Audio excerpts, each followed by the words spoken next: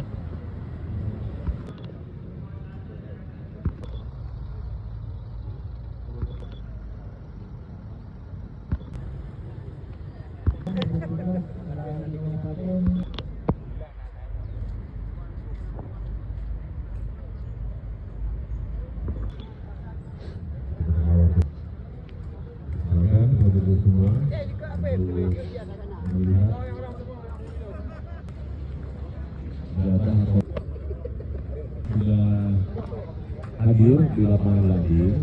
Ini mohon kerjasamanya agar mencek dan recheck kembali.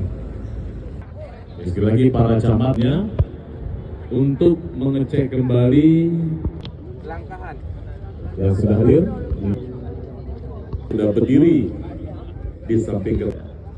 Ini bagi yang merokok untuk sementara kita stop dulu.